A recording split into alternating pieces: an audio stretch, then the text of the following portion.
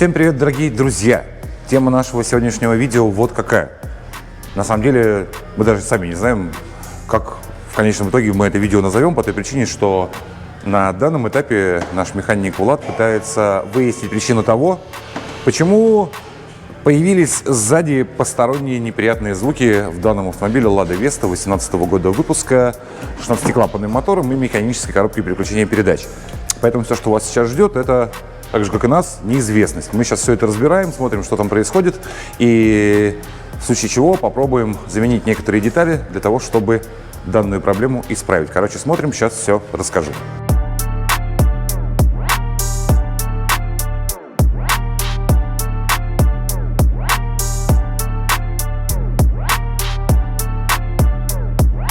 Ну а ситуация у нас, в общем-то, следующая.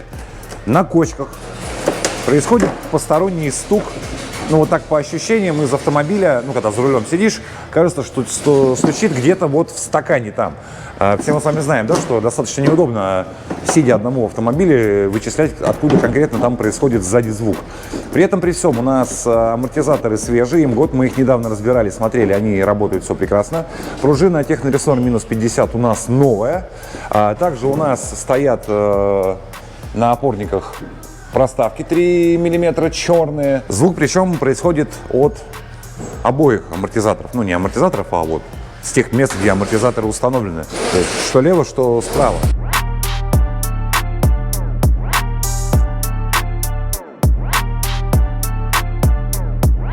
Ну и после демонтажа, собственно, Влад уже выразил свое предположение. Смотрите, у нас опорник заводской, стояла на нем эта проставка 3 мм, и сам саленблок уже, да, насколько я понимаю, Влад, уже такой, да, уже имевший виды. Саленблок-то у нас, друзья, резиновый. А для тех, кто не в курсе, вот эта проставка вообще, она у нас в природе своей призвана убрать, была стук, связанный с тем, что вот эта вот кайма, вот эта, она пластиковая. И смотрите, что происходит. Мы этой проставкой просто делаем так, что у нас эта кайма в конечном итоге, так как она играет вместе с саленблоком, она не достает до кузова, потому что у многих именно, ну, до той части, где крепится, потому что у многих, особенно когда вот машина только там с салона выезжала, бахание по задним стойкам от того и происходило, что вот эта пластиковая кайма дубасила по кузову автомобиля в месте крепления. Но это предположение, то, что сейчас рассказываю про Влада. Амортизатор работает прекрасно. Ну, давай еще раз, на всякий случай, для этих скептически настроенных граждан. Это Плаза, однотрубник. Он прям бодрый, да? Да, очень хорошо работает. Так что, ну, а бахани вот эти реально достали. Он ходит настолько, что бьет. Ну-ка. Ну да. И тут натерло. Натертыш? Ну, как видишь, ну, она упирается туда. Натертыш? Ну, натертыш, да. Натертыш. Натертыш. Я назову это видео натертыш. Слушай, да, я придумал тему для видео. Нет, смотри, я же изначально эти проставки поставил, чтобы у меня не было баханий. Правильно? Все равно со временем, короче, саленблок мертвый. Ну, по сути, уже, да, видавший виды. Ну, не то, что мертвый, но он уже не держит, да, так, как должен. Так как я человек предусмотрительный, конечно же, я взял новые опорники. Единственное, что, друзья, ну, времена нынче такие, что ничего другого и нет. Также, кстати, есть комплект проставок. Они почему-то называются эконом, но они... Вопрос, конечно. Эконом просто потому, что они тоньше и не прокрашены. То есть эти 3 мм, эти 1,5, по-моему. Ну и сами металлы другие. То есть вот эти сейчас у меня установлены, такие же точности. Отбойники, кстати, друзья, у меня пиленные. На один бублик мы в свое время, ну потому что, опять же, ну, минус 50 пружины, но если ты не пильнешь хотя бы один бубл, там амортизаторы вообще колом станут и работать не будут. Ну и по факту мы приняли решение, что мы поменяем пока что просто сами опорники, поставим новые и вернем обратно проставки 3 мм. Если эту ситуацию исправить, значит проблема была просто в опорниках, в силу их уже износа. Ну сейчас поставим все обратно, прокачусь, и все будет понятно. Ну и я еще обратил внимание, что вот верхние надпружинники уже тоже такие видавшие виды. Поставим новые. Видишь, он уже вот такой весь куку. прожатый. А? Прожатый. Да.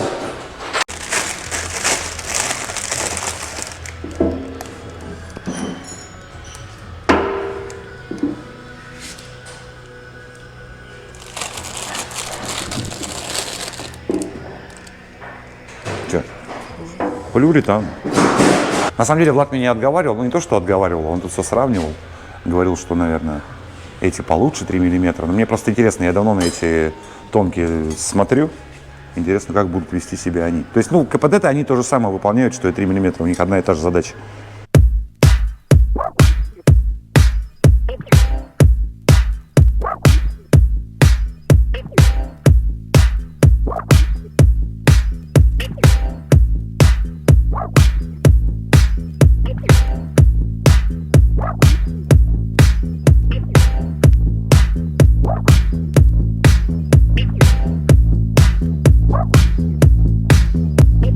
Ну и как я и говорил в начале, видео у нас получается из серии «Принеси то, не знаю что, сходи туда, не знаю куда», потому что ну, моя задача как владельца данного автомобиля была решить вопрос с этим стуком, звуком и прочим.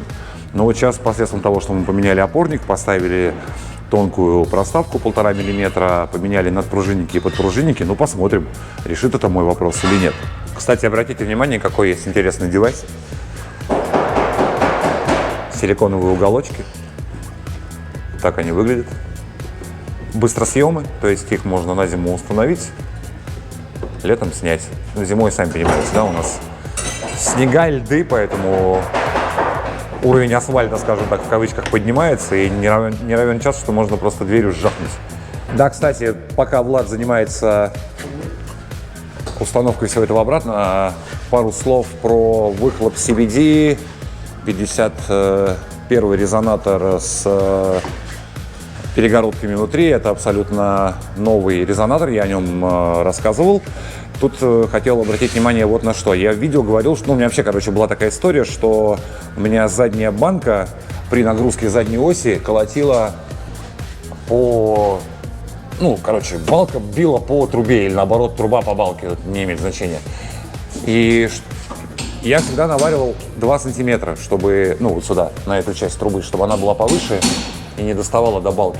Но тут мне вот тот человек, который там опрометчиво сейчас не работает мотолком, ждет, пока я закончу, он мне еще одно крепление вернул сюда на место. Его у меня вообще здесь изначально не было на этой машине. А мы, то есть крепеж был, пустыш, вот эта заглушка, а тут ничего не было. Мы добавили сюда резинку, то есть добавили дополнительное крепление на трубу. И все стало нормально.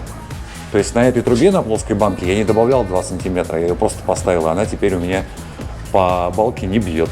Представляете? Поэтому вот эта штука имеет смысл. Но у меня реально ее не было с завода, я не знаю, почему так.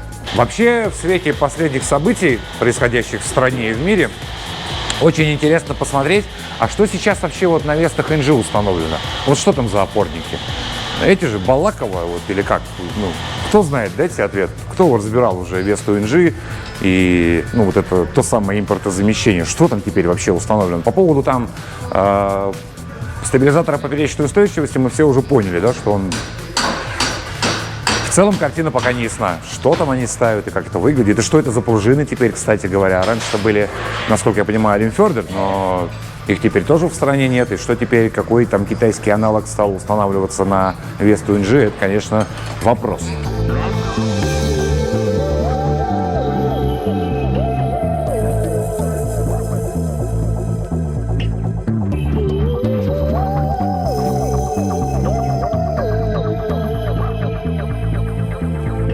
Ну и небольшой контрольный тест. Единственное, что еще раз проговорю, то, с чего начал.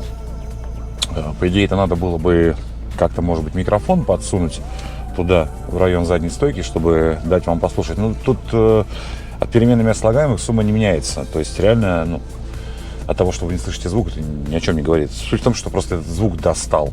Прям ты едешь, у тебя тук-тук-тук, справа особенно прям вот этот тук-тук-тук. Я там на что только не грешил. Думал, может, отбойник я мало подрезал. Я же отбойник резал с учетом пружин минус 30, а тут минус 50. Там нет, там запаса хватает нормально. То есть я о чем только не думал. И меня реально этот звук раздражал. По факту, как выяснилось, сейчас, ну, не выяснилось, а мы с Владом поговорили, Влад грешил на два момента. Либо это опорник, либо это нижний подпружинник, потому что, ну, он же не ездил в этом, ну, в машине, он не знает, ну, я ему словами объясняю, что вроде как звук из стакана идет, ну, по ощущениям. Но, знаете, бывает, ошибаешься, не совсем понятно, вот так сидишь и не понимаешь, откуда там конкретно, из какого места звук идет. И Влад сказал, что ну, либо-либо, ну, перенес колодки машину намыл, этот. То есть, по факту, вот сейчас мы что с вами сделаем? У нас дорога здесь, вот она вся кривая. И вот никаких посторонних шумов уже теперь и нет. Но сейчас я еще на скорости это все сделаю.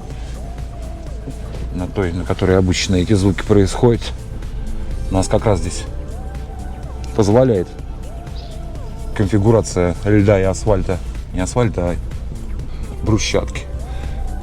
Ну, поехали. Вот все, ничего не бьет. Все, сзади тишина. Ну, слышишь только, как груз там болтается немножко. Не более того. Ну и вот здесь тоже, вон, обратите внимание, как лед набит. Все, ничего не... Вообще ничего. Тишина. Ну, работу стоек я слышал, как бы. Все равно какие-то процессы-то идут. Это подкрылок шоркает из-за того, что минус 50, кто слышал. Цепляет чуть-чуть. На летней резине не цепляет, а на зиме протектор-то больше.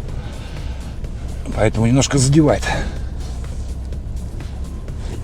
Так что все отлично. Тишина полная. Ну, в общем, рекомендация, друзья, если у вас вот такая история получилась, и там еще опорники заводские стоят, ну, поверьте, они не вечные тоже.